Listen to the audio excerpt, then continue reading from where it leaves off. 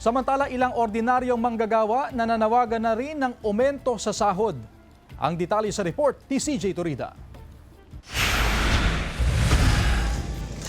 Bilang construction worker, sumasahod si Dante ng 550 pesos kada araw. Pero sa panahon ngayon na nararanasan ang krisis, sasapat pa kaya ang kanyang kita para sa kanyang pamilya? Parang kulang na kasi mataas na yung gasolina, mataas na rin yung mga bilhin na isda, ganun, saka bigas. Medyo nakukulangan din. Yung bata pa, pinapagatas mo. Sana raw, kasabay ng pagsirit ng presyo ng bilihin, ay itaas din ang sahod ng mga manggagawa. Nagka-monitor daw ang DOLE sa sitwasyon. Pinulong ng DOLE ang mga miyembro ng Employers Confederation of the Philippines Pangasinan Chapter upang kumustahin ang mga negosyante sa epekto ng krisis sa kanilang negosyo. Pinag-usapan din na kung magkakaroon ng petisyon para sa aumento sa sahod, may pagkukuhanan ba? Ayon sa DOLE, tatlong mahahalagang bagay ang kanilang tinitingnan pagdating sa usapin ng pasahod. Una, yung pangangailangan ng manggagawa. Kailangan na ba?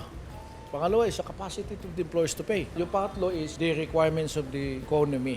Kung ang Employers Confederation of the Philippines Pangasinan Chapter ang tatanungin kung kaya bang tugunan ang aumento sa sahod sakaling magkaroon ng petisyon, hindi pa raw masasagot ng kanilang Pangulo sa ngayon. Right now, it's really hard to determine. Kami rin po from the employment or management sector, we are seeking the help of our friends from the government. Ang sagot naman ng DOLE, pag-aaralan pa. Kailangan daw munang makuha ang data mula sa DOE kung hanggang kailan magtatagal ang kasalukuyang sitwasyon. Pero kung ang projection ay magtatagal hanggang 6 na buwan ang krisis, kailangan daw magpatupad ng wage adjustment upang matulungan ang mga manggagawa. Magsasagawa rin ng konsultasyon ng DOLE sa mga manggagawa sa mga susunod na araw. CJ Torida, One North, Central Luzon.